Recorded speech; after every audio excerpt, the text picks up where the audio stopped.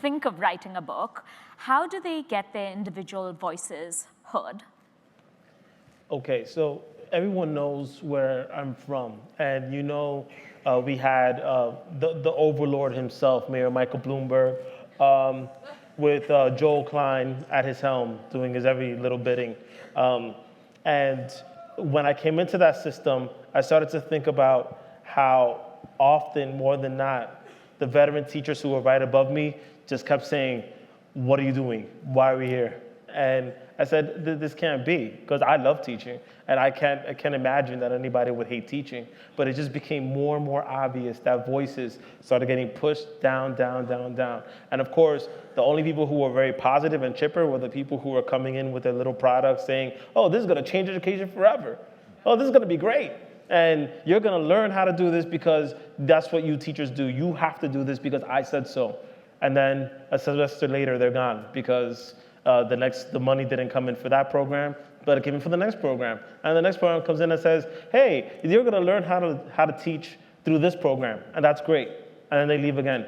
And it just kept stripping and stripping and stripping us. And of course, people like Randy Weingarten kept getting made into villains in the media, kept getting maligned, and teachers like you and me kept getting stripped of our agency. And I said, this is the only way to fight back, right? I gotta write, I gotta do something. This can't be life. My people started marching in the streets too, and I was super grateful. But I think the biggest thing I could have done was put my words to paper, use my voice to really speak up and out about the injustices in front of me. And try to make sure that the people that are in this audience right now would join me. So this book really wouldn't be about me, it'd be about all the struggles that we always go through all the time. So that's pretty much what I wrote the book for. Thank you. Dana, taking politics out of it, right? What do you think teachers should be held accountable for? Well, I think there's a lot that we can hold teachers accountable for, starting with what they do in the classroom. Are you a teacher that's spending most of the period on worksheets? That's really not a research-backed teaching practice. Are you engaging in effective dialogue with your students, listening more than you're speaking? We know that is a research-backed practice. So the only way that I think we can truly hold teachers accountable is to get highly trained, hopefully peer observers into their classrooms to actually watch what they're doing. Because by watching how teachers teach, we're gonna have a much more effective accountability system than simply looking at numbers. I mean, I do think we should look at the numbers, but it always has to be alongside this observation component. And that brings us to who should be doing the observing. And I don't think it's very effective when you have consultants constantly coming in from the outside who are doing all this observing and evaluating. It really should be the way medicine or law or other professions police themselves. And we need to move teaching toward that professional paradigm. David, we don't have a lot of time, so I'm like trying not to ask too many follow-up questions and just move on so everyone gets to speak. David, how scalable were some of the practices you saw at Union City? I mean, we often talk about, oh, there's this great model and there's this great teacher and great superintendent. I mean, how scalable is this? Well, I'm in the policy business, or at least part of me is, so that's the question I'm always asking. And I think you start with, there are two reasons why I'm comfortable thinking this isn't just some, stray institution that did this wonderful thing. One of them is, as I said, everything they're doing is really familiar stuff. I mean, who doesn't think that, strong support for teachers or collaboration or mentors or goodbye, I mean, it's just it's a laundry list of the obvious, right? I mean, what they did was they put it together. They made it a conscious thing to do. And the other reason why I think it's scalable, well, there are three reasons. One reason is that it's scaled. I went looking at a place like Long Beach, it's a whole lot bigger. Montgomery County is a whole lot bigger. Gardena is a whole lot bigger. Aldine, Texas, a whole lot bigger than Washington, bigger than Boston. Some of them have no money. I mean, it's just immoral to see the choices that Aldine, Texas has to make. Are we gonna graduate kids? Are we gonna give any of them advanced placement classes?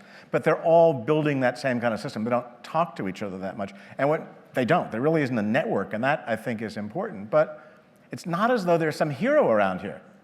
thank God there's no Michelle Reed bopping up and sort of saying, look at me, I'm on the cover of this magazine. They're doing the work. And they've baked into this institution the kind of supports that you need to make this work. And Wes, I was at a conference once, and you talked a lot about mentors, and I was at a conference, and this woman was talking about teachers, and she said, the number of demands on teachers, they have to now be psychologists, make sure kids eat, healthcare, make sure they get glasses, home visits, and oh, by the way, make sure kids in your class are reading and writing on grade level, or you'll get fired.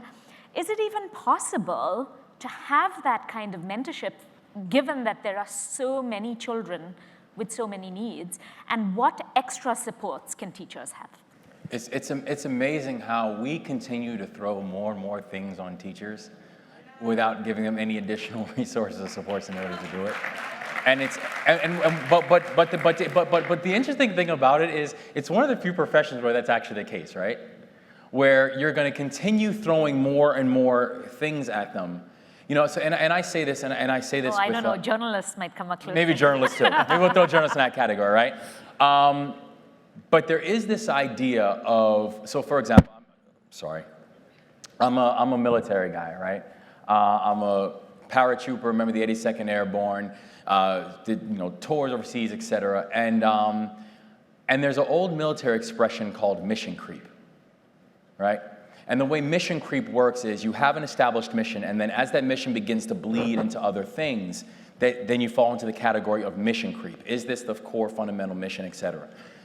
The fascinating thing about teaching and the whole teaching profession is this, is when we talk about the holistic growth of a child, there's nothing that technically is defined or explained as mission creep when it comes to the world of teaching, because everything matters.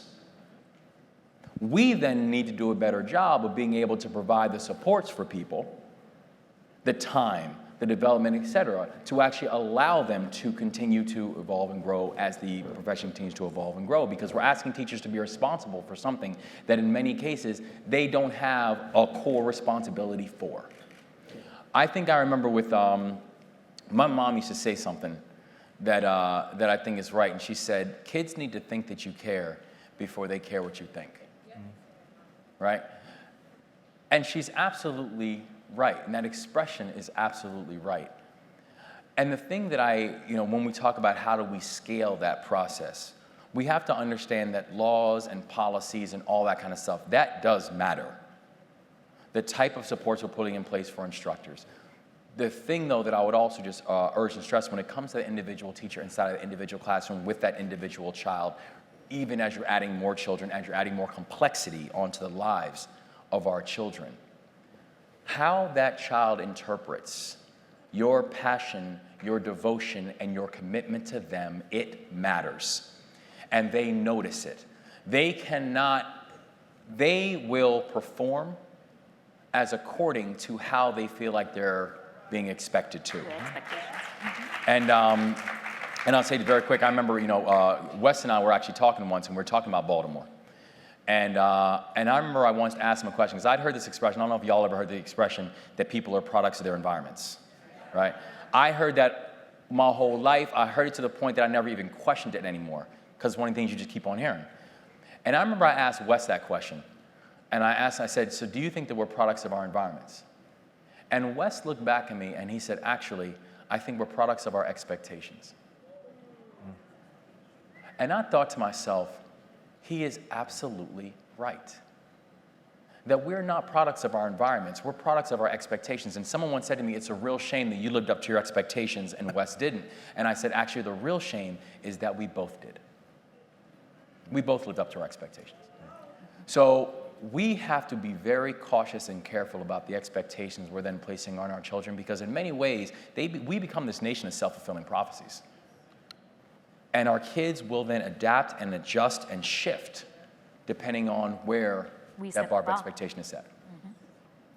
So we're going to do one or two quick lightning rounds, right? So What do you think, and we'll start with you, Jose, what do you think most people don't understand about education in the US today? Everything. That we can't be bought or sold. That we need to, that again, there are all these things that we cannot put into an equation that make our job what it is, and that we have to come in with the passion and love in order to be able to do what we do on a daily basis. Otherwise, it becomes really, really difficult to do this. Dana? Same question. That it's working pretty well in a lot of places and a lot of schools, and we have focused so much on what's not working and not enough on what is working.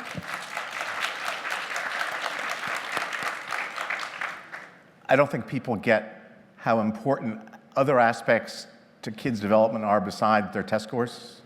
All that kind of love and caring and support and nurturing that we're talking about, it matters hugely, not just in terms of their academics, but in terms, which it does, but in terms of their lives.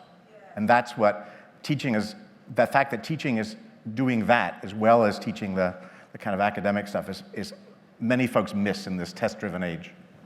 Wes? That it's the most important thing we should be discussing. It happens a lot during election years where you have kind of like what are the top things that people are talking about. You hear like national security and jobs and all this kind of stuff without understanding that you can't solve any of those things without first talking about education.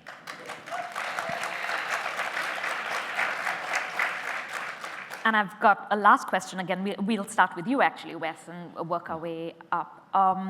If you had a magic wand and could change one thing about education, what would it be? I'd want like 10 more things. Maximum impact and one thing.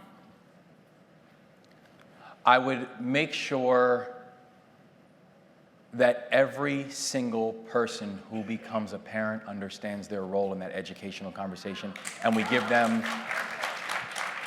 the tools to do it, because I'm a big believer that it's not that for the vast majority of parents, it's not that they don't care, it's that for many of them they don't know. And so we need to be able to prepare them with those skills. David?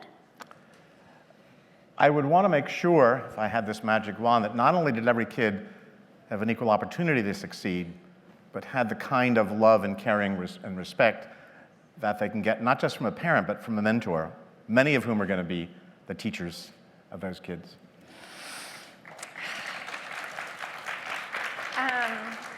Since I have a magic wand, I'm going to say something radical, which is I'd make private school illegal so that we're not talking about other people's kids, but we're all of us talking about our own kids. I got to follow that. Okay, easy. I would get base salary for all teachers to be $125,000.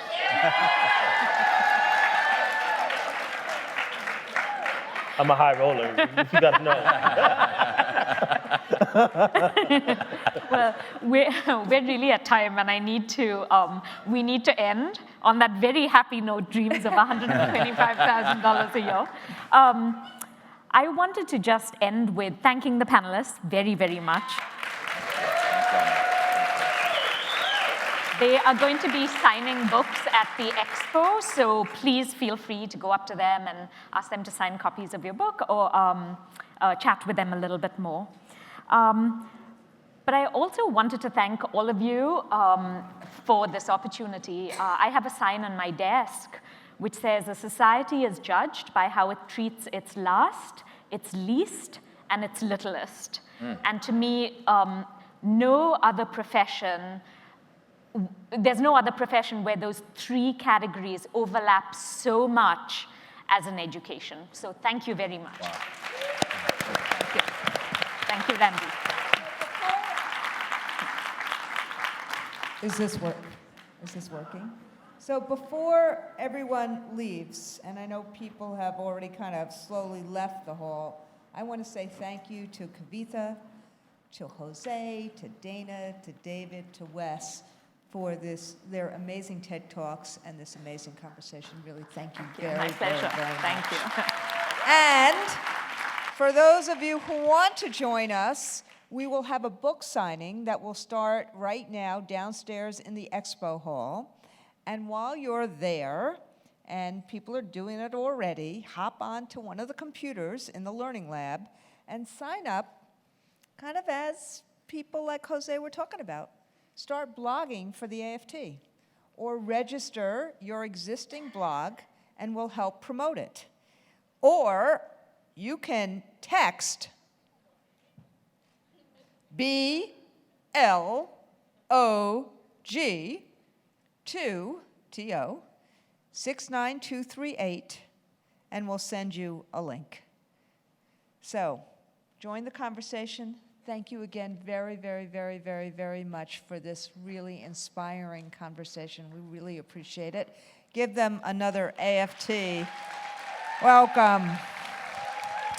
And enjoy your evening, and thank you again.